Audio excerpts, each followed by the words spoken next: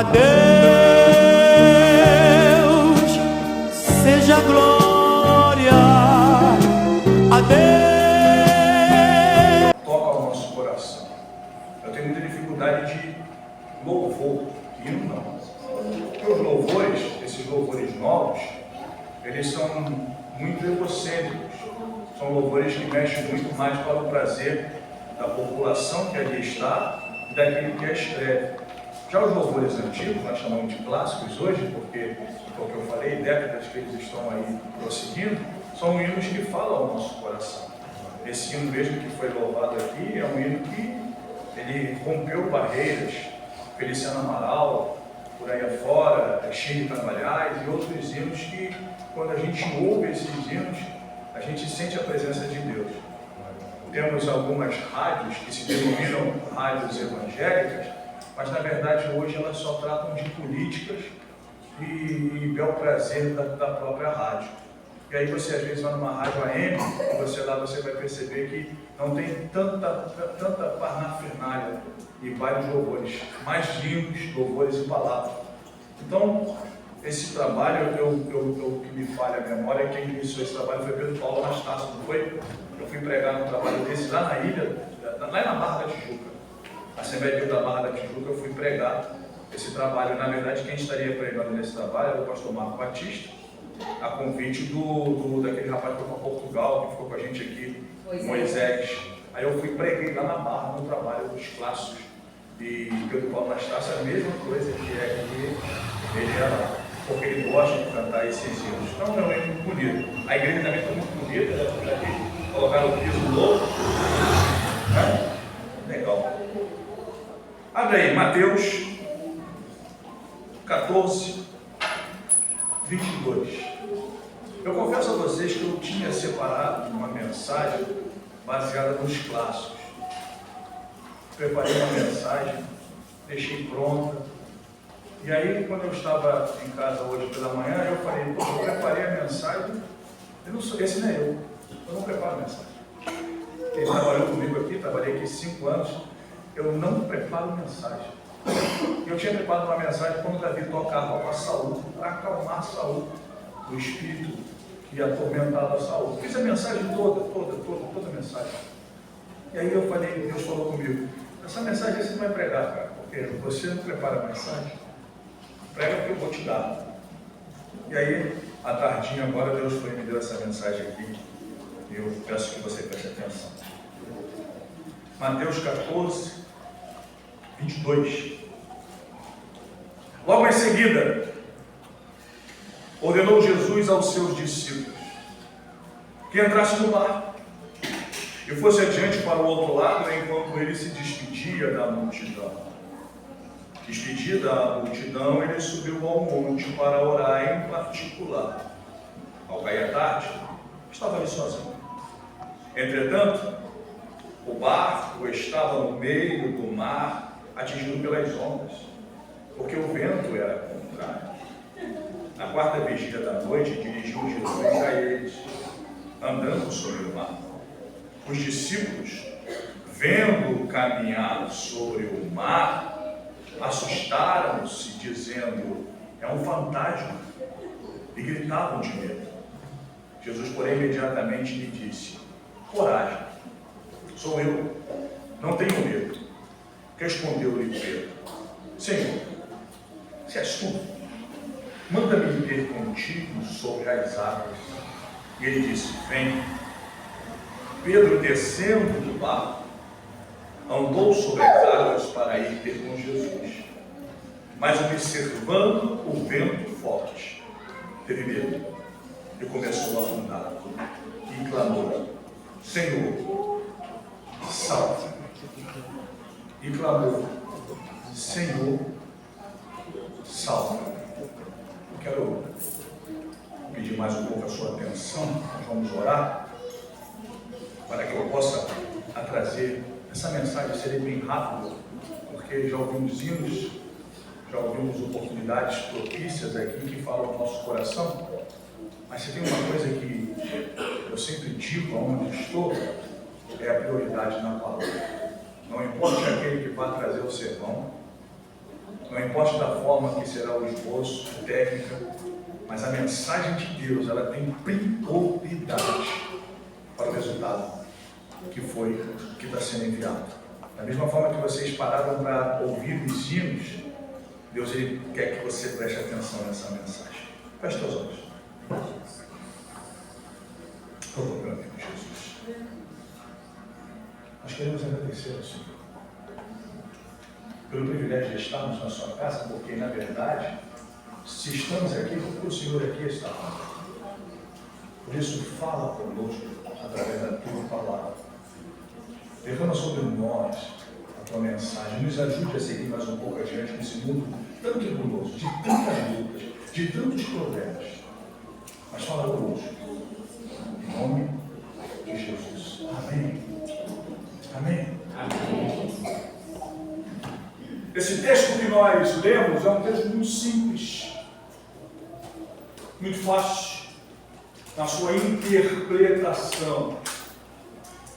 Porém, na sua vida cotidiana, ele é um texto que eu posso dizer que eu me encaixo, ou tento me encaixar nessa passagem bíblica.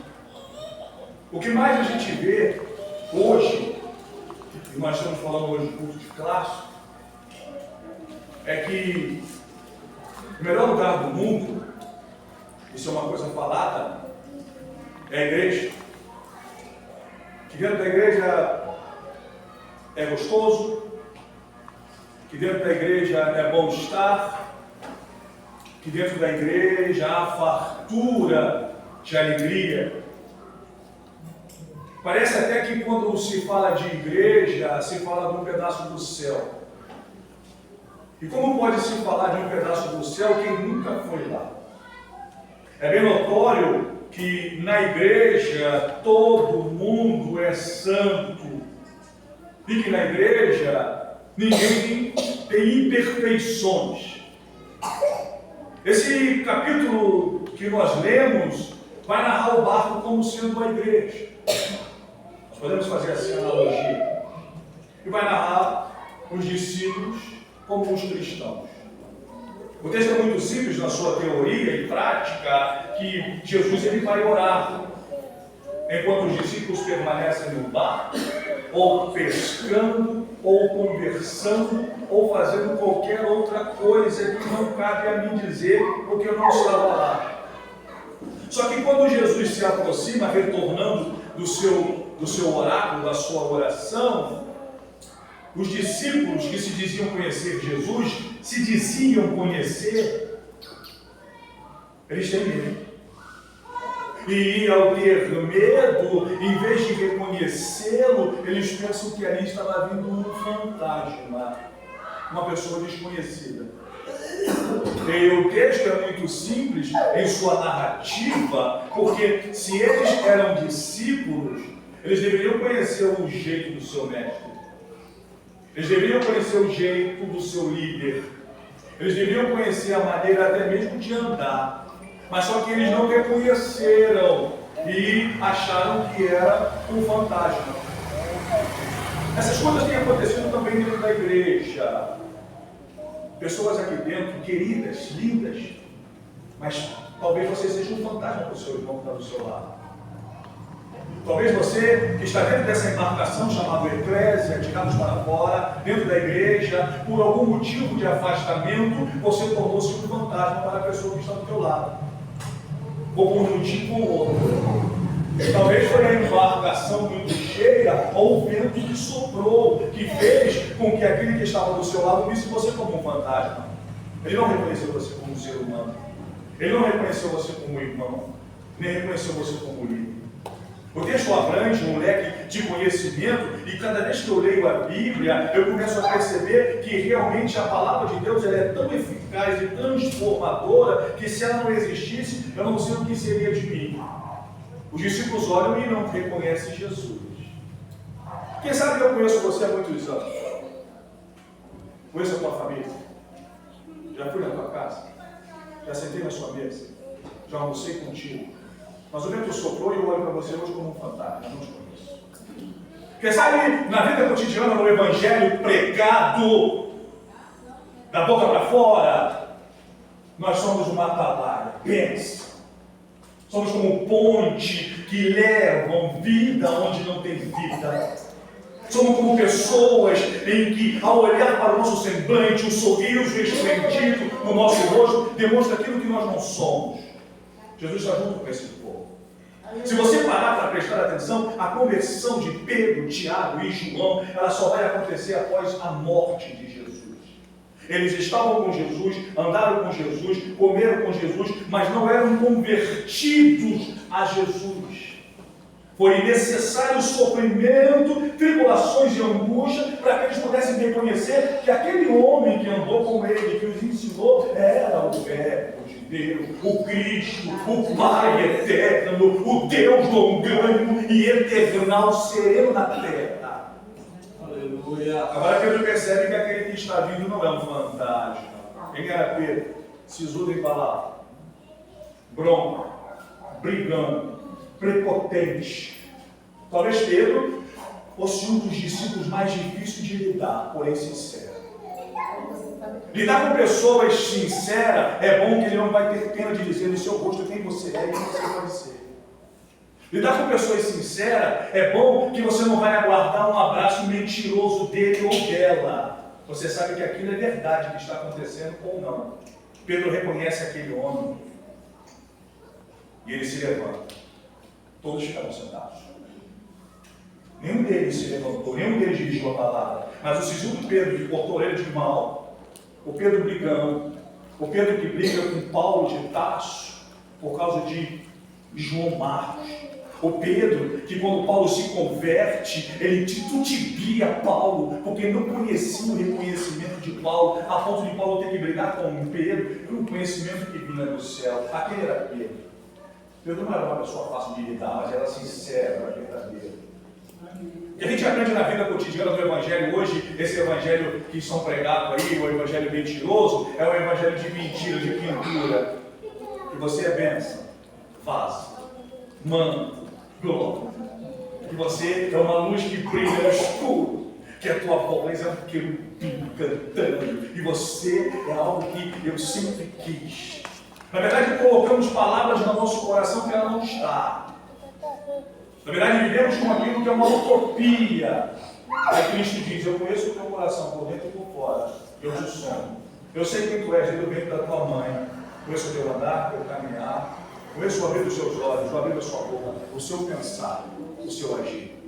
Um Deus que coloca um raio-x na nossa frente e nos esquadrinha. Um Deus que, quando está diante de Pedro, ele reconhece que negaria 3 vezes, mas em momento algum ele disse: você vai continuar me negando. Ele só continua perguntando: tu me amas?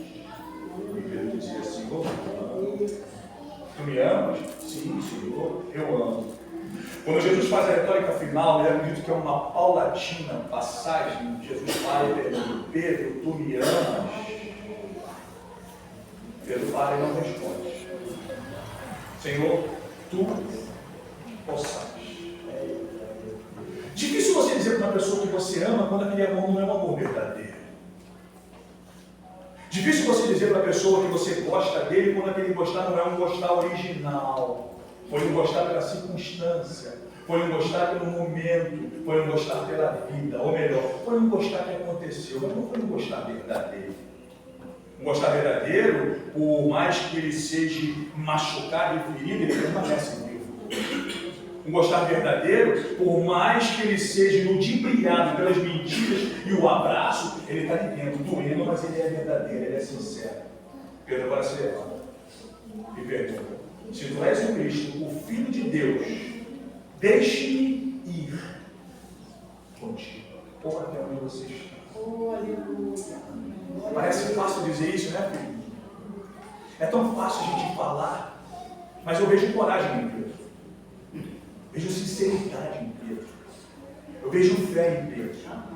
Quando Pedro olha e vê Cristo, ele está dizendo o seguinte: se tu for o que tu diz ser, eu não vou ficar. Se tu for aquele que andou comigo, que me chamou a atenção, que me ensinou, que pregou para mim, essa água vai ficar dura e eu vou caminhar por cima dela. Se tu for o Eterno, o Todo-Poderoso, o Jeová Jireh, Shalom Nissi, o El Shaddai, quando tudo começar a acontecer de ruim, você vai salvar. E Pedro dá o passo.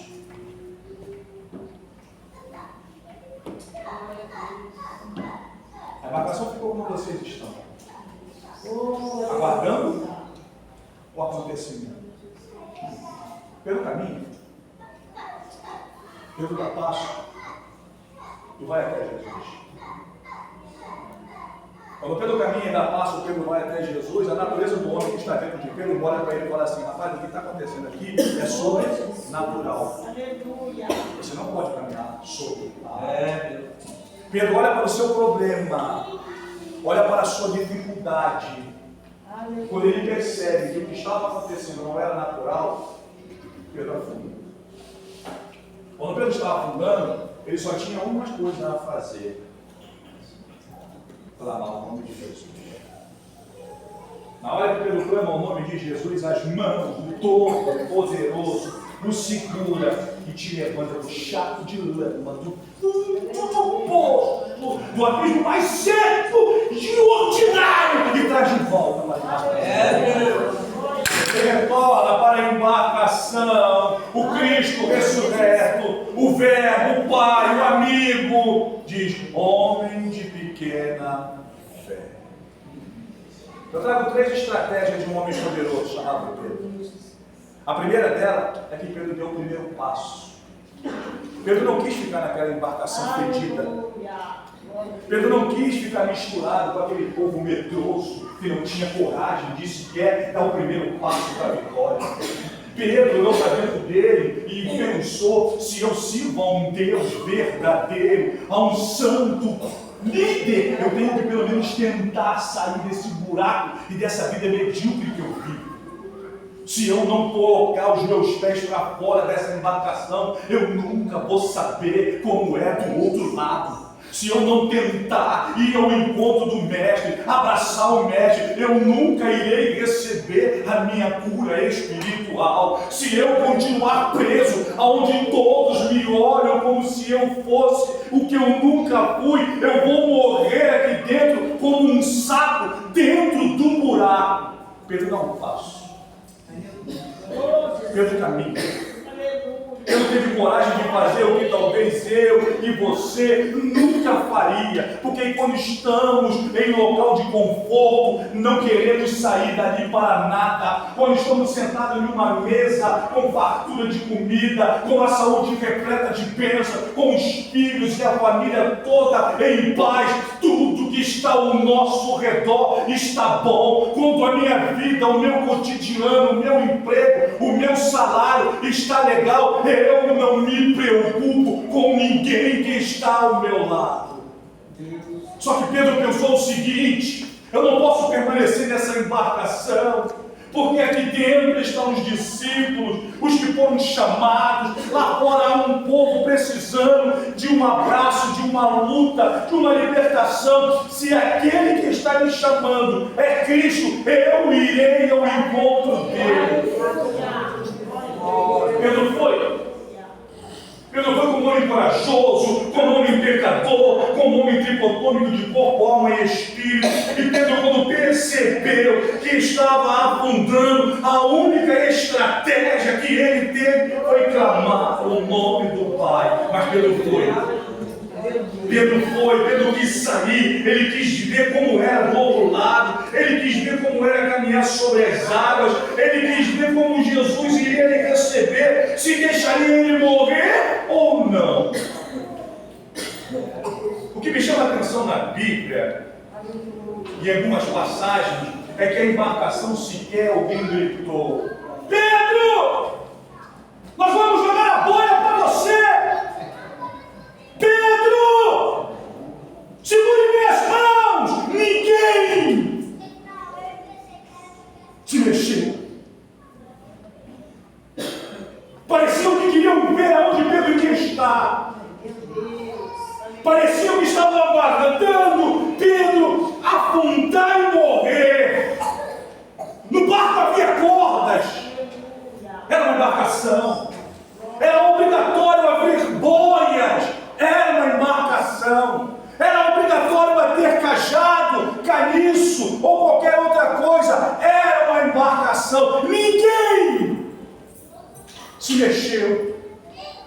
ajudar Pedro. Talvez a embarcação esteja cheia de pessoas. Quem sabe eu possa estar com o meu pensamento errado. Eles poderiam estar orando. Estariam orando. São crentes. Estavam orando, sim. Estavam clamando para Pedro não afundar muito. Estavam clamando para Jesus aparecer, porque havia um fantasma. Ou será que eles estavam com mais medo do que Pedro? Talvez alguns que estavam naquela embarcação, quando viu Pedro dar o primeiro passo, devem ter pensado: que vontade que eu tenho também de ir. Mas tenho medo, porque esse mar encapelado pode me afundar e destruir tudo aquilo que construí até agora. Quem sabe, aqueles que estavam ali estavam com suas roupas novas, porque foram pescar, ficaram preocupados em molhar a sua pele, molhar o seu sapato, quem sabe molhar até a tua vaidade ou teu próprio egoísmo. A embarcação estava cheia. Na verdade, a embarcação estava inchada. Uma embarcação cheia de pecadores iriam gritar para pedir ajuda.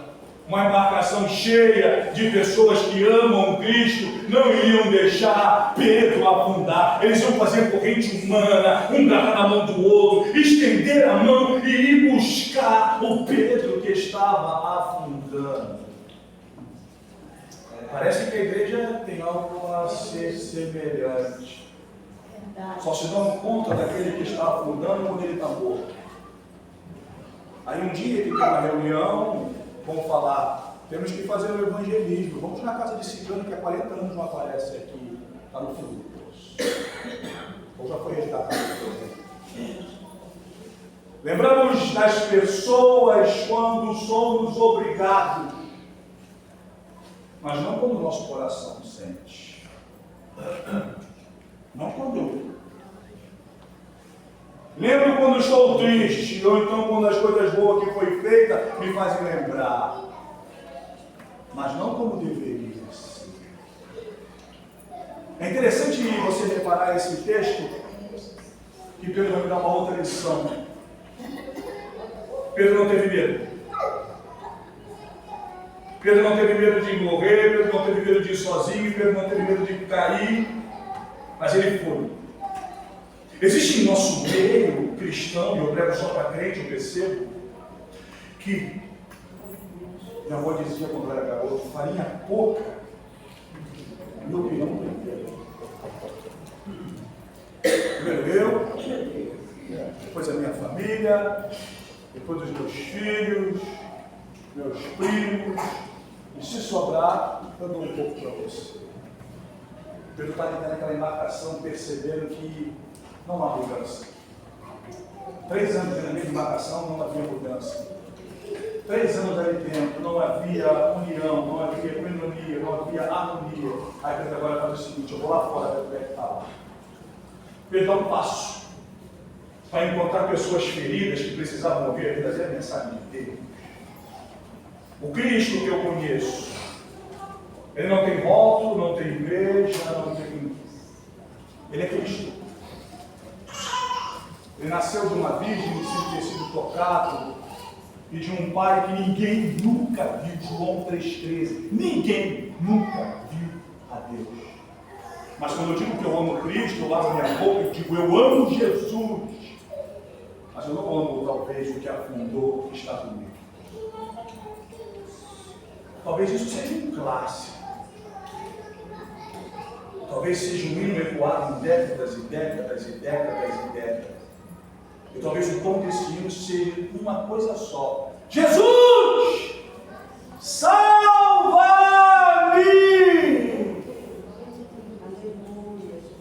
Esse foi o clássico que aconteceu naquele dia.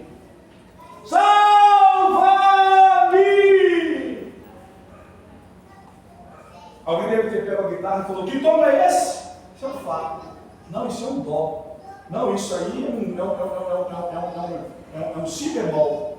Você está ouvindo o que está dizendo lá fora? Salva-me, vamos fazer um livro. Pessoas fazendo da tua desgraça, fazendo do teu sofrimento, fazendo da tua angústia, E esquece que o hino que tem que ecoar em nossa mente é salva-me. Pedro caminha. Pedro tem coragem. Pedro vai ao encontro do mestre, porque naquela embarcação o mestre não estava. Talvez estamos dentro de embarcações em que o mestre não está.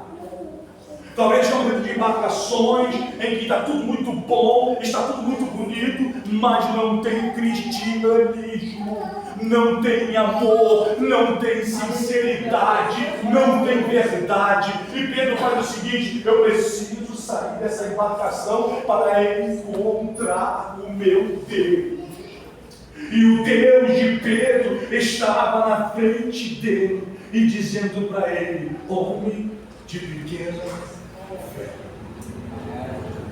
Eu pergunto a você nessa noite, vocês me conhecem muito bem. Eu preguei 5 anos aqui, preguei quase todos os dias para você. Fui professor de escola dominical, doutrina, nunca larguei o microfone para ninguém da doutrina. Mas isso não quer dizer nada. Pregar é dom, cantar é dom, amar é dom. Ser sincero é caráter. Jesus está aqui nessa noite dizendo para mim e para você que a embarcação está cheia. Mas é que é necessário sair. Jesus está aqui dentro dessa embarcação, junto conosco, chamado igreja, dizendo para mim e para você: não estou mandando você pular, só estou dizendo para você dar o primeiro passo. Dê o primeiro passo para reconhecer o Deus que está na tua vida. Dê o primeiro passo para reconhecer os erros que nós estamos cometendo.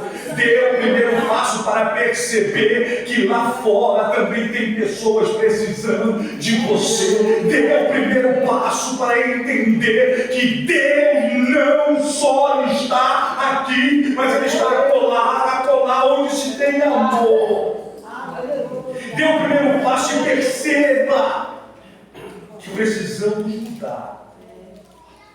E que precisamos num só tom de voz cantar o hino da vitória. Eu decidi mais ou menos de 1 ano para cá voltar a pregar fora. E tenho ido a muitas igrejas. Meu dirigente fica doido comigo. Só que antes de ele ir para lá, eu voltei junto com ele. Nós sentamos e eu conversei com ele, com o pastor Gesiel, e falei: meu chamado, o Senhor não vai travar.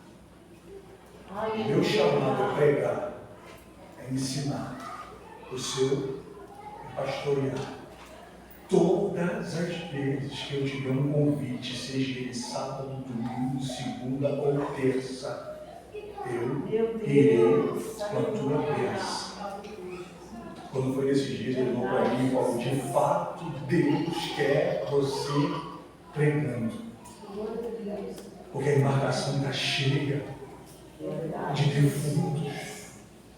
A embarcação está cheia de pessoas com caniço na mão, isca de primeira qualidade, camarão, bacalhau, sardinha, e essas iscas estão ainda dentro da sua bolsa apodrecendo, porque eles não têm coragem de lançar essa isca no mar. Cristo, Ele quer que eu e você tenhamos a fé verdadeira de ir buscar os sofredores e pregar para eles a verdadeira mensagem. E a mensagem que eu deixo na noite de hoje para você é: dar o primeiro passo. Meu Deus.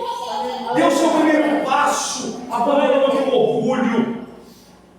Dê o primeiro passo, abandonando a soberba do teu coração. Dê o teu primeiro passo, reconhecendo que nada somos, que nada podemos e que nada iremos ser sem Deus. Mas dê o primeiro passo, porque senão iremos morrer dentro da embarcação.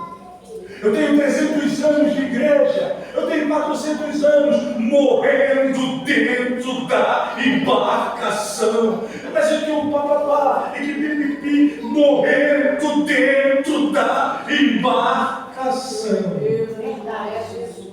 Ele percebe isso. Quando ele percebe, ele se levanta e vai ao encontro do Pai. Jesus está vindo ao teu encontro hoje. Glória a Deus, aleluia. Jesus está indo ao teu encontro hoje. Você que está aqui ouvindo essa mensagem, que está vivendo uma vida sofrida, angustiosa, que está dentro de uma embarcação, onde sequer o vento sopra, onde sequer tem luz. Jesus está vindo ao encontro nessa noite de hoje, dizendo para mim e para você que a embarcação que estamos está afundando no mesmo lugar. Estamos afundando parado. Pregador, essa embarcação é a minha igreja?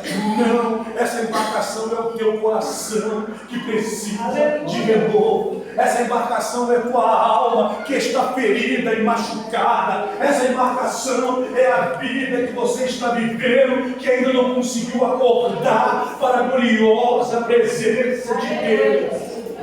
Essa embarcação está dentro de você e Jesus está dizendo para você: dê o primeiro passo, caminhe em minha direção, que a libertação virá.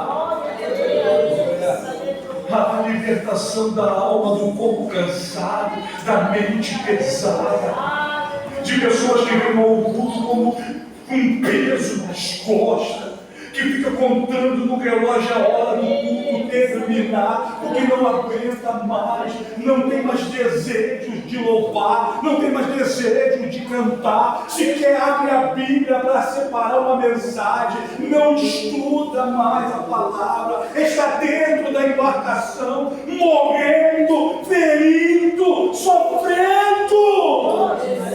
Jesus está aparecendo nessa noite fora da embarcação. Jesus está chamando você ao encontro dele. Jesus está dizendo: vinde a mim, todos vós que estáis cansados, sobrecarregados, que eu vos aliviarei.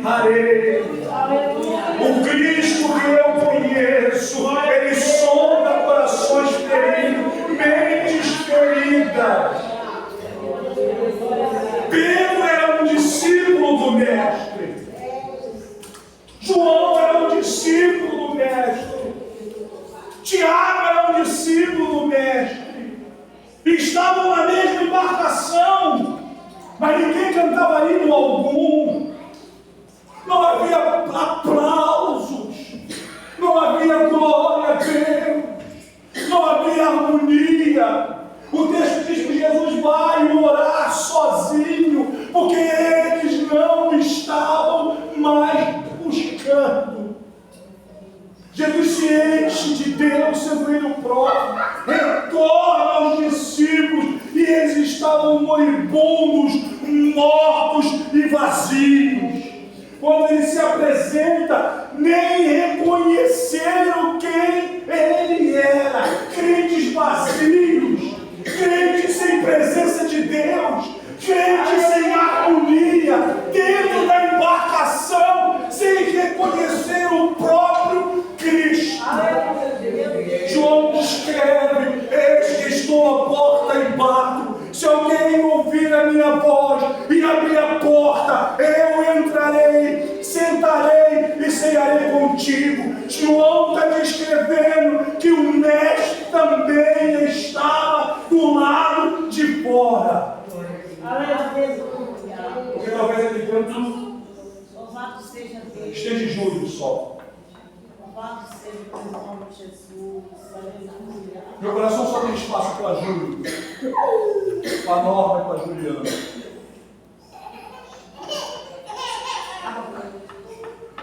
Parece que esse texto ele é um texto muito simples, mas não é.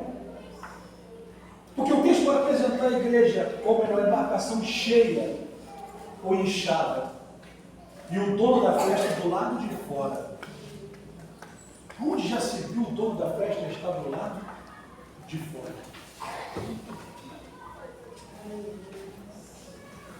Eu vou encerrar. Aonde já se viu o dono dos clássicos estar do lado de fora?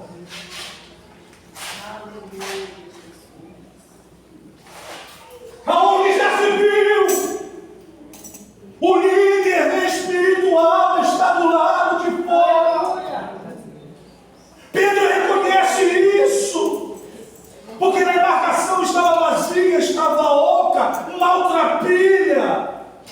E eles reconhecem, Pedro percebe e pede para ir ter com ele.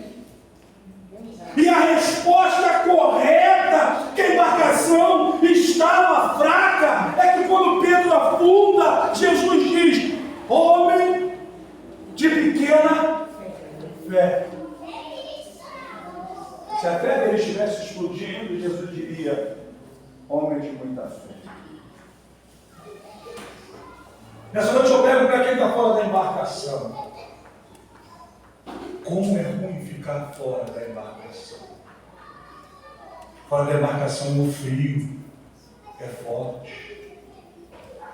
Fora da embarcação a água é quente.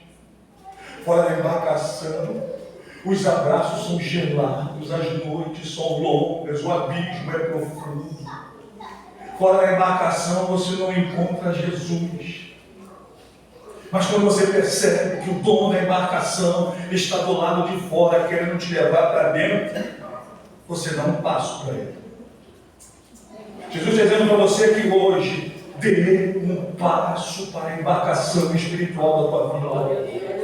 Dê um passo para o maior avivamento que você pode ter na tua vida. Dê um passo para o crente que te abraça, chamado Jesus Cristo, porque só Ele que pode trazer vida ao teu coração, só Ele que pode trazer paz ao teu coração, só Ele que pode mudar a tua família, só Ele que pode trazer alegria no teu relacionamento conjugal, afetivo, amoroso, só Ele que pode mudar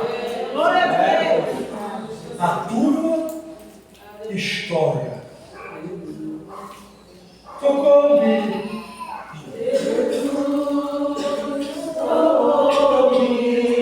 Aleluia. De paz encheu meu coração. Quando Jesus